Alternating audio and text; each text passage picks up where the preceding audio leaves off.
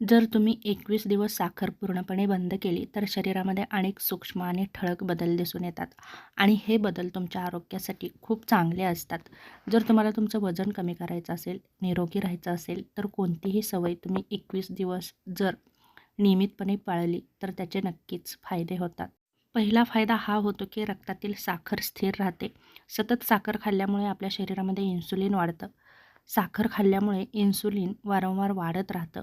जर तुम्ही 21 दिवस साखर जर पूर्णपणे बंद केली, तर इन्सुलिनची गरज कमी होते. पेशी इन्सुलिनला चांगला प्रतिसाद देऊ लागतात. त्याचप्रमाणे आपल्याला भविष्यामध्ये डायबिटीज होण्याचा धोका पूर्णपणे कमीही होतो. सकाळची सुस्ती, जेवणानंतर झोप येणं कमी होतं. वजन आणि पोटावरील चरबीही कमी होऊ लागते. साखर शरीरात गेल्यावर ती पटकन चरबीमध्ये बदलते. पोटाभोवती चरबी जमा होते. जर आपण 21 दिवस साखर खायची बंद केली, तर आपल्या शरीरामध्ये असलेली चरबी शरीर ऊर्जा म्हणून त्याचा वापर करू लागतं. कमरेचा घेर कमी होतो. चेहरा सुटसुटीत दिसू लागतो. त्वचेवर तेज येतं आणि साखरेमुळे त्वचेमधील कोलॅजन तुटतं. यामुळे आपला चेहरा चमकदार दिसतो. सुरकुत्या कमी होतात. पिंपल्स वाढत नाहीत. साखर बंद केल्यावर त्वचेतील दाह कमी होतो. पिंपल्स कमी येतात आणि चेहऱ्यावर एक नैसर्गिक असा ग्लो येतो आणि विशेषतः 50 ते 60 वयोगटातील स्त्रियांनी तर नक्कीच याविषयी काळजी घ्यावी. आणि जर तुम्ही काळजी घेतली, बंद केली, तर तुमच्यासाठी खूप फायदा होतो. त्याचप्रमाणे हृदयाचं आरोग्यही सुधारतं. जास्त साखर खाल्ली तर रक्तदाब वाढतो. रक्तवाहिन्यांमध्ये आपल्या सूज येते. हृदयाशी संबंधित आजार होतात. जर आपण 21 दिवस साखर बंद केली, तर वाईट कोलेस्ट्रॉल कमी होऊ लागतं. हृदयावरचा ताण कमी होतो. हार्ट अटॅकचा धोका कमी होतो. मेंदू अधिक शांत आणि एकाग्र होतो. साखर आपल्या मेंदूमध्ये डोपामिनचा झपाट्याने वाढ करतो. साखर बंद केल्यानंतर वाईट कोलेस्ट्रॉलही कमी होतं, डोपामिन वाढतं.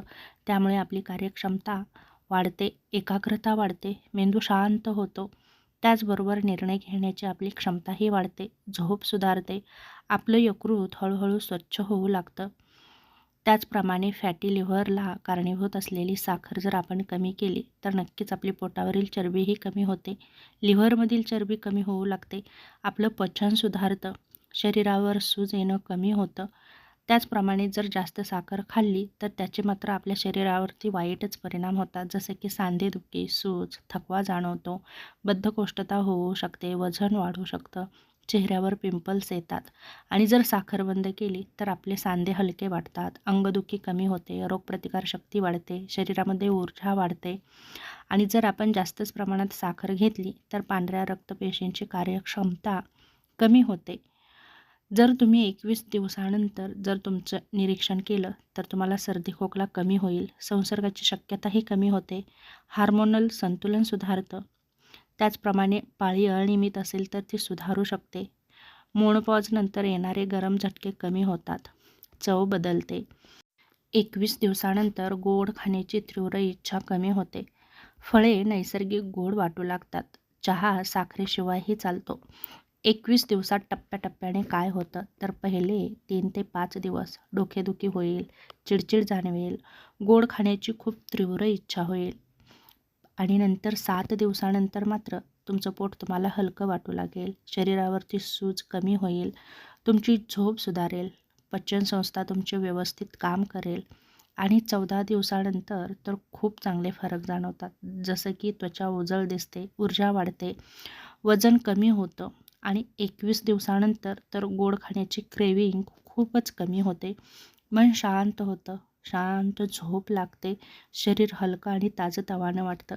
पण लक्षात ठेवा, साखर पूर्णपणे बंद न करता फळाच्या माध्यमातून साखर गेली शरीरामध्ये तरी चालेल. पण गूळ, मध यामध्येही जास्त साखर असते, त्यांचंही प्रमाण कमी करा.